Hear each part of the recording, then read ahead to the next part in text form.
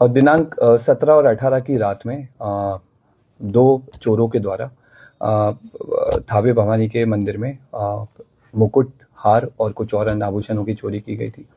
इसमें क्योंकि प्रशासन और पुलिस के स्तर से चूक हुई थी, तो हम लोगों ने इसमें जो टीओपी प्रभारी हैं और वहाँ के जो अन्य कर्मी हैं, पुलिसकर्मी, उन पे सब पे कार्रवाई की थी। और क्योंकि चूक भयंकर थी, तो इसमें हम लोगों के स्तर से भी इसकी जो लापरवाही है उसकी हम लोग जवाबदेही लेते हैं, जिम्मेदारी हम लोग लेते हैं एज ए पुलिस अधीक्षक।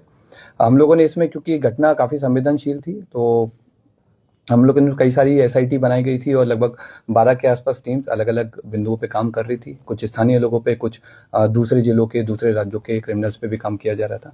उसी क्रम में हम लोगों ने एक व्यक्ति पे फोकस किया जिसका नाम दीपक राय है। ये इसके फादर का नाम देवानंद राय है। ये जमनिया थाना गाजीपुर का रहने वाला है और इसकी हम लोगों ने कल इटवा पुल से गिरफ्तारी की है और इसने अपने अपराध को स्वीकार किया है। इसके द्वारा पूर्व में भी कई सारे ऐसे मंदिर चोरी में अपराध किए गए हैं। इसी साल मार्च 2025 में इसके द्वारा महू जिले के कोतवाली थाने में शीतला माता मंदिर में चोरी की घटना कारित की थी, जिसमें जेल गया था और 13 नवंबर को जेल से छूटा है। जेल से छूटने के बाद में फिर इसने थावे मंदिर और पुणे के एक बड़े मंदिर की रेकी करना स्टार्ट किया। वहाँ के सोने मुकुट के बारे में इसने गूगल पे और यूट्यूब पे अच्छे से सर्च किया और 10 और 11 की रात में थावे मंदिर में आकर प्रॉपर रेकी की और जिस तरह से घटना कारित की गई है उसी तरह से इसके द्वारा रेकी किया गया।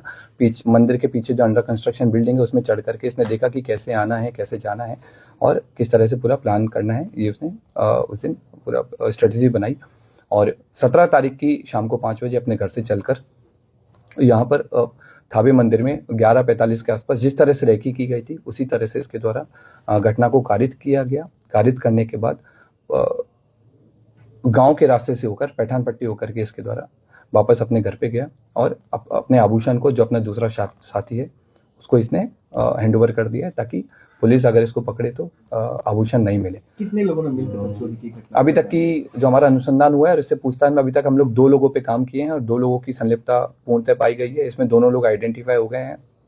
एक व्यक्ति दीपक राय की गिरफ्तारी हुई है।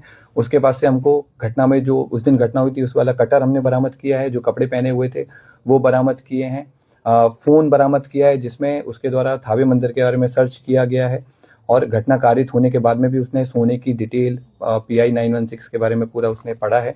और इसके बाद में हम लोगों ने उसके जो रेकी के टाइम पे जो जूते पहने थे वो जूते हम लोगों ने बरामद किए हैं। रेकी के टाइम में जो बैग यूज़ किया था वो बरामद किया है। जिस बाइक से वो लोग घटना करने आए थे वो बाइक भी हम लोगों ने आइडेंटिफाई कर लिया। जल्दी भी हम लोग उस बाइक को भी बरामद करेंगे। तो को अंजाम दिया था, क्या ये पेशेवर था, क्या किसी मूवी से प्रेरित था, या फिर इसे कैसे पता चल पाई कि मंदिर में यहाँ हार है? ये पेशेवर क्रिमिनल है और इसका हम लोगों ने जब हिस्ट्री देखा है, इसका जब हमने जिस तरह के गूगल सर्चेज किया है तो उससे स्पष्ट हुआ है कि इसके द्वारा लगातार इसने जेल से छूटने के बाद भी, इवन जेल में रहने के दौरान भी इसने कई सारे मंदिर के बारे में डिटेल प्राप्त की है। जेल से छूटने के बाद में कई सारे बड़े बड़े मंदिर के सोने के मुकुट के बारे में इसने सर्च किया है और क्योंकि थावे मंदिर इसके घर से काफ़ी पास था तो इसलिए इसने इस घटना को कारित किया है। इसने कई सारी जो क्राइम थ्रिलर हैं, जैसे जो बिहार बेस्ड एक मूवी बनी है उस पर भी इसने सर्च किया, उसके बारे में पढ़ा कि कैसे पुलिस अनुसंधान करती है, कैसे पुलिस अपराधी तक पहुंचती है, कांड का उद्भेदन करती है, ताकि उन सारे तरीकों से बच करके इसके द्वारा उन सारे तरीकों को यूज करके पकड़े जाने से बचा जा सके। क्या उस दिन मोबाइल भी लेकर पहुंचा था? नहीं, उस दिन ये मोबाइल नहीं लेके आया था। इवन जिस दिन रेकी करने आया था उस दिन भी इसने इंश्योर किया था कि इसका कोई भी डिजिटल फुटप्रिंट थावे या फिर गोपालगंज में नहीं रहे, ताकि अगर पुलिस कल को अनुसंधान करे या फिर कोर्ट में आगे ट्रायल हो तो इसके ऊपर कोई ऐसा प्रूफ नहीं मिले कि ये यहाँ पर मौजूद। कितने केसेस में सर ये वांछित रहा है? अभी तक के रिकॉर्ड के हिसाब से हमको इसके ऊपर 5 केसेस मिले हैं, जिनमें बनारस में इसने बाइक चोरी की है, महू में इसने मंदिर चोरी की है और भी हमें लोकल सोर्सेज से पता लगा है कि पूर्व में भी कई सारे मंदिरों में चोरी कर चुका है, लेकिन वो अभी तक उद्भेदन नहीं हो पाए थे, इसलिए इसका नाम नहीं आया है। जमनिया थाना जो इसका स्थानीय थाना है वहाँ पर भी इसके द्वारा घटना कारित किए गए आभूषण सर कब तक बरामद हो जाएंगे?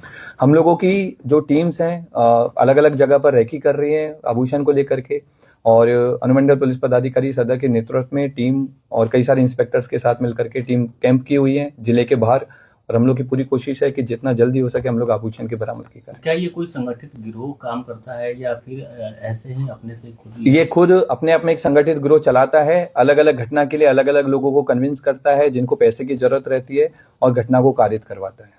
Thank you.